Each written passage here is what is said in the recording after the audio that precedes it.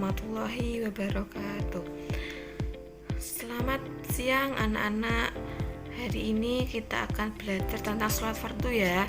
Sebelum kita mulai pembelajaran, mari kita berdoa terlebih dahulu. Ayo berdoa sama-sama. Bismillahirrahmanirrahim.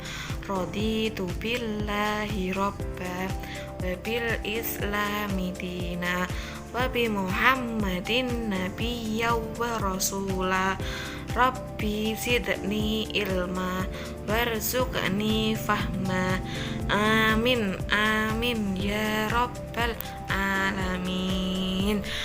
Hari ini kita akan belajar tentang sholat fardu. Sebelum pembelajaran dimulai, Hafid akan membacakan tujuan pembelajaran. Yang pertama, peserta didik mampu menjelaskan pengertian sholat fardu, hukum sholat fardu dalam Islam. Yang kedua, peserta didik mampu menjelaskan manfaat berzikir bagi hati dan pikiran. Ya, kita akan mengenal tentang sholat fardu dan zikir. Makna sholat. Secara bahasa, sholat itu berdoa atau cara berdoa. Untuk apa? Untuk meminta permohonan kepada Allah. Kata sholat ini berasal dari bahasa Arab, yaitu sholah, yang merupakan turunan dari kata yusolli, sholatan. Sementara menurut istilah, sholat itu adalah ibadah yang meliputi ucapan dan peragaan tubuh yang khusus, dimulai dengan takbir dan diakhiri dengan salam. Salam merupakan ibadah yang wajib kita lakukan oleh setiap muslim sesuai syarat, sesuai rukun dan juga bacaan tertentu. Selanjutnya, makna dzikir. Ayo, apa makna dzikir? Yaitu secara bahasa, zikir itu adalah ingat.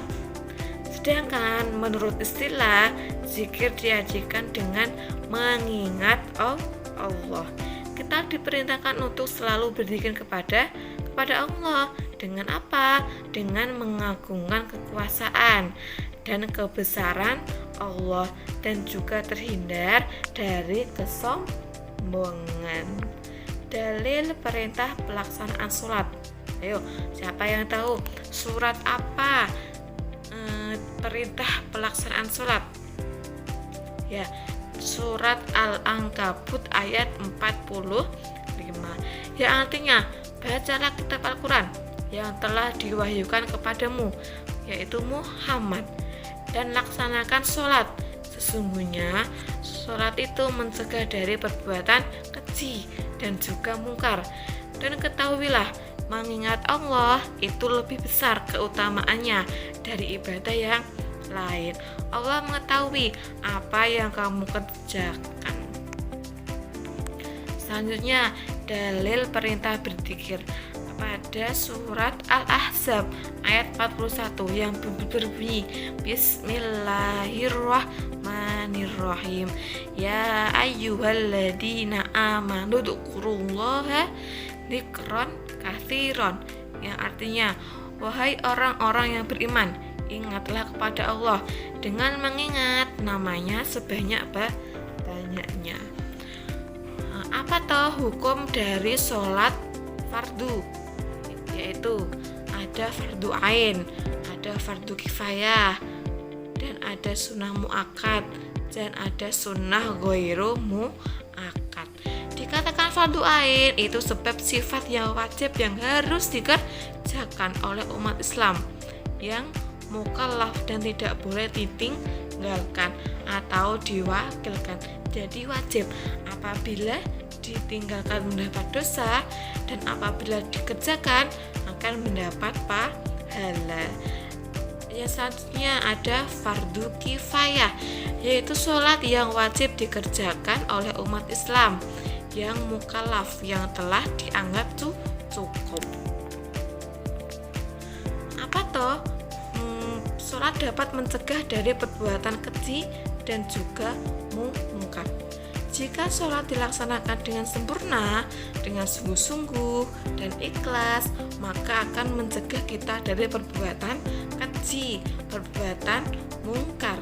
Seseorang yang selalu melaksanakan sholat akan tumbuh rasa apa? Rasa takut untuk berbuat dosa. Apa toh? Mengamalkan sholat 5 waktu dan zikir itu secara istiqomah. Kenapa? Karena menyadari bahwa sholat dan zikir ini untuk mendekatkan diri kepada Allah, memahami manfaat sholat dalam kehidupan, dan juga kita akan kembali kemana? Ke akhirat. Dan jangan menunda-nunda sholat dan juga zikir. Bagaimana cara berzikir? Zikir itu dengan hati, dengan ucapan, dan dengan menaati perintahnya. Ini ada tata cara sholat fardu. Yang pertama wudu, yang kedua menghadap kiblat, yang ketiga takbiratul ihram, yang keempat membaca doa iftitah, yang kelima membaca surat al-fatihah, yang keenam membaca sebagian ayat Al-Quran, yang ketujuh rukuk, 8 i'tidal, 9 sujud, yang ke-10 duduk di antara 2 sujud, yang ke-11 sujud yang kedua, yang ke-12 duduk tasyahud awal, yang ke-13 duduk tasyahud akhir, yang ke-14 yang terakhir yaitu salam. Apa saja sih manfaat dari melaksanakan sholat dan juga zikir? Karena tertanamnya akidah tauhid dalam jiwa seseorang, membuat kedamaian, keamanan, dan keselamatan dari Allah. Yang ketiga, memperkuat jiwa seseorang dalam hubungan dengan Allah. Cukup sekian pembelajaran pada siang hari ini, semoga bermanfaat. Jangan lupa tugasnya dikerjakan. Sekian dari saya. Assalamualaikum warahmatullahi wabarakatuh.